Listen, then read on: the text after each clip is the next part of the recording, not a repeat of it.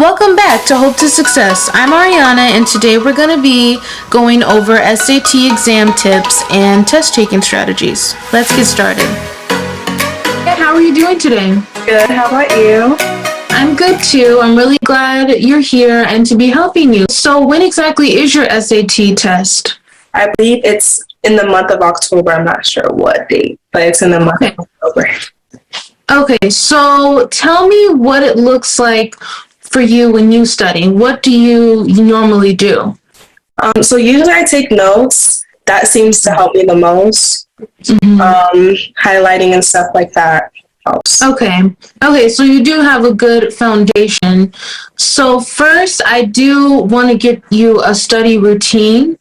So I'm going to say 3 to 4 times a week for about 30 minutes. So we don't want to make it unrealistic. So I'm not going to tell you every single day I want you to study for, 2 hours, or even an hour can be long. But I think 2 to 3 times a week, like I said, or 3 to 4 times a week for 30 minutes. And then for the SAT, I'm sure you've heard of the practice test. So I did find a website that has them for free. So I'm going to send you that for you to do.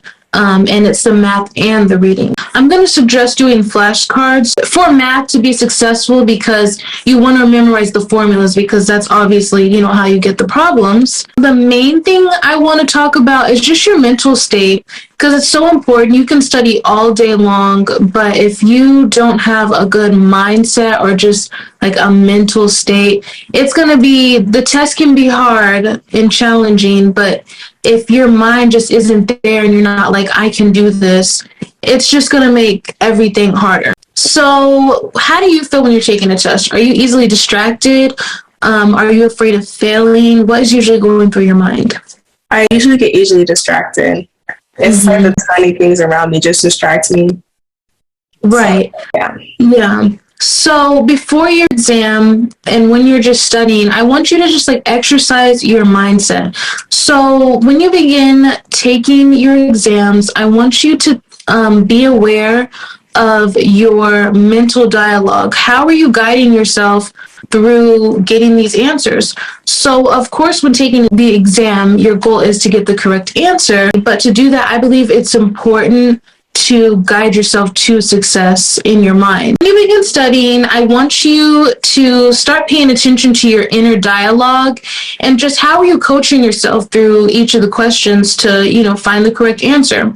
So it's important that you're guiding yourself to success. When you first start your exam, especially if it's reading, you want to look at the questions first, just to get an idea, okay, what are they asking me? What, when I'm reading, do I need to take a mental note of? And you're going to start eliminating, okay, I know that this question is wrong. So say it's A, B, C, D. Okay, I can eliminate C. I can eliminate B. It limits it down to you only have 2 answers to see which one is the correct one. And I do want you to time yourself, but don't focus on the time too much because obviously you want to be focusing on the material and not the time, because I feel like when you're timing students, it just adds on all the pressure, because how have you been when it comes to time tests in the past?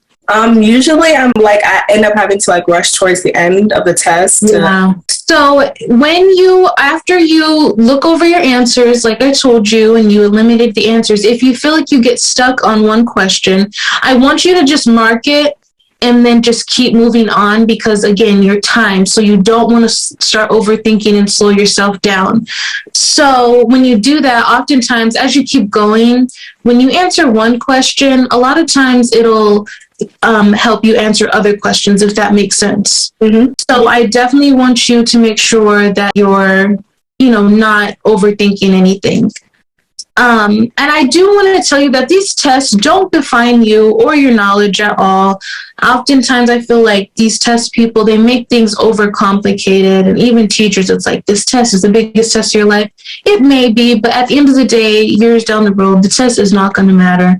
And I don't say that to say it's not important, but I say that's because I don't want you to feel like this just defines you. It doesn't matter the outcome. I always want you to remember that as long as you're trying your best, you're putting your best foot forward, that it's good. You did an amazing job. And I also, most importantly, always before a test, even before you study, just always pray to God. Say, God, please help me open my understanding, bring things back to my memory, and just help me to successfully pass this test. And I feel like again, that the most important thing is just your mindset and just how you're thinking about the test. So I just really hope that you are excited and ready. So how are you feeling? I'm a little nervous. Mm-hmm. It's just test is not my strongest. Right. Yeah. I'm the same way. So that's what I was saying, like, as far as that strategy, just, okay, I looked at the questions. Okay, I know what exactly I'm being asked. So when you're reading, you can just be taking those mental notes. Also, with the practice SAT test, when it comes to memorizing, you could put some of the questions from the practice test I'm going to send you on the flashcards just to practice them and sort of get used to their questions and answer format. Okay. So can you sum everything up for me? Yes. So definitely study beforehand. Yes. Make sure that you're all prepared mentally, and make sure that there's no distractions. You can study with cue cards and pray beforehand to make sure that to calm yourself. Yes. And do you remember the strategy, the 2-step strategy? Eliminate. Yes. Do the reading, and then we're going to eliminate the questions after. Okay, Maya, so what is going to be your study routine? Will be a couple times a week.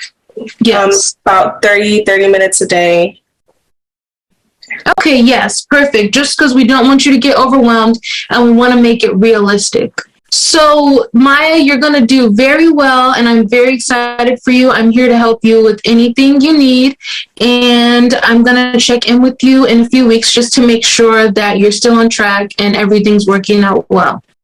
Thank you. Of course.